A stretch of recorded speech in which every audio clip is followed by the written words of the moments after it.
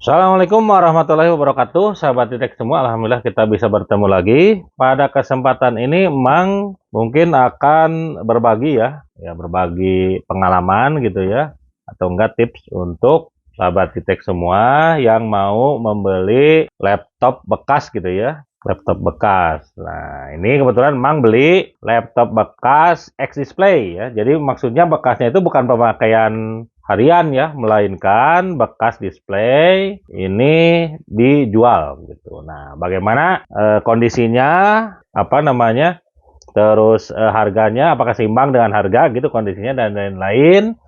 Kita akan coba review ya. Kebetulan Mang ini udah beli di e-commerce. Ini yang HP ProBook 430 G3 ya. Harganya di 2,9 ya. Ini sudah i7 generasi 6 ya, yang i7 6500U. Terus memorinya 8 GB, storage-nya 500 GB ya, hard disk. Kita akan coba kita dapat apa aja. Ini dusnya juga bukan dus original ya. Cuma dus biasa aja untuk laptop. Karena sebenarnya ini Intel ya, pakai Intel, cuman kalau di dusnya ini AMD ada AMD, ada Intel gitu. Jadi multi fungsi gitu ya si dusnya itu.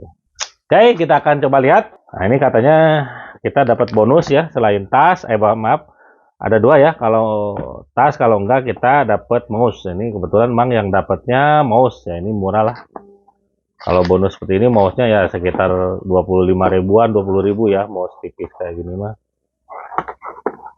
Oke. Terus kita dapat juga ini ya, chargernya. Kalau lihat chargernya sih kondisinya masih lumayan bagus gitu ya. Walaupun ini kabelnya agak kotor-kotor, tapi ini bagus, lumayan bagus. Oke, lanjut ya. Ini USB juga. Lalu kita dapat, nah ini dia ya, unitnya ya. Nah ini ada panduan atau manual book. Ini ada garansi ya. Ini garansinya garansi seminggu ya dari toko. Oke, udah kosong ya. Tidak ada apa-apa lagi.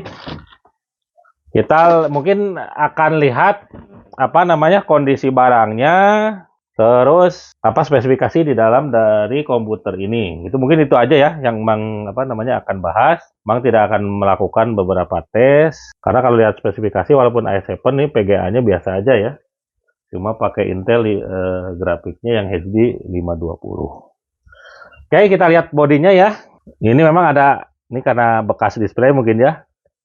Ini agak dikit goresan-goresan gitu ya. Bagian pinggir. Terus ini bagian ininya mulus ya, lumayan. Kalian Mang bahas mungkin ya. Ini ada LAN gitu. Terus ada PGA-nya, ada HDMI, ada USB ya. Ini udah seperti ini, udah cepat. Terus ini bagian depan tidak ada apa-apa ya. Nah, ini bagian sebelah kanannya kita dapat ini untuk SD ya, SD card. Terus jack 3,5. Ini USB 2 ya. Sama charger. Terus bagian bawahnya ini ya. Nah, ini kebetulan tipenya tipe lama ya. Jadi si batunya ini bisa dicopot gitu ya. Tinggal copot. Itu terus ya ini keluaran 2015 ya, publikasi 2015 tampaknya. Ya sekitar 7 tahunan lah mungkin sekarang, tapi udah lumayan mungkin lumayan spesifikasinya. Kalau lihat dari body ya cukup lumayan bagus. Kalau ini di coating kayaknya nih bisa sama tokonya. Kalau yang lain nggak ada yang masalah nampaknya nih. Oke, kita coba buka ya. Oke, kita bahas bagian dalamnya ya. Sebelum kita nyalakan, ini ya karena tadi bekas display ini lumayan ada baret-baret nih. Biar kelihatan ya. Nah, ini ada baret-baret. Terus kalau yang lainnya ya nampaknya lumayan mulus ya. Ini kalau bagian atasnya ini plastik ya, tadi bagian luarnya. Kalau ini aluminium nih namanya nih. Lumayan nyaman lah dipegangnya juga. Tombol ininya juga lentur gitu ya, enak. Keyboard agak sedikit keras ya kalau menurut Mang ini. Oke, tapi hitungannya lumayan mulus lah gitu ya. Itu udah dapat juga i7 yang generasi 6 walaupun sekarang udah 13 ya. Ya beda 7 generasi lah. Nah, ini untuk fingerprint ya. Sini. Laptop harga 2 juta atau 3 juta, fingerprint ya lumayan lah gitu ya. Oke, itu ya kondisinya. Ini apa namanya?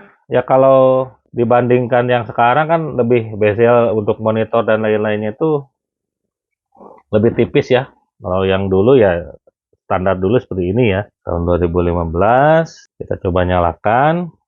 Ini 500 GB harddisk ya. Jadi jangan terlalu berharap cepet gitu ya bootingnya.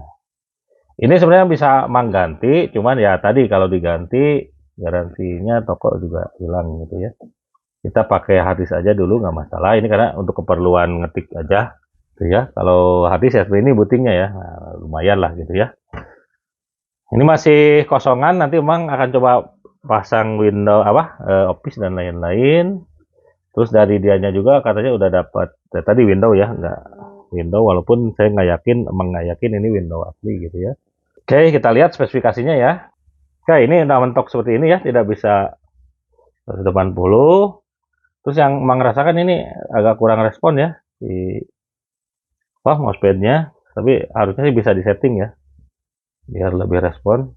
Oke, kita coba lihat spesifikasinya ya. Nah, ini dia ya spesifikasinya. Intel i7 6500U ya, 2,5 GB. Terus memorinya 8 GB ya. Tuh, harddisk 500. Oke, sesuai berarti ya dengan deskripsi yang dia sampaikan. Kita coba akan lihat pakai CPU Z ya. Terus yang Mang keluhkan yang lainnya, kalau yang komputer sekarang kan kita 2 jari aja udah bisa scroll gini ya. Nah kalau ini belum ya, belum seperti itu. Jadi kita harus tahan ini, kita klik ke bawah gitu ya. Nah kalau yang sekarang kan gampang ya, tinggal scroll 2 jari aja udah bergeser gitu si layarnya tuh. Kalau ini belum seperti itu ya. Ya keluaran 2015 ya masuk akal juga. Oke, ini ya spesifikasinya. Intel i7 6500U, ini masih Skylake ya. TDP-nya 15, terus teknologinya 14 nano.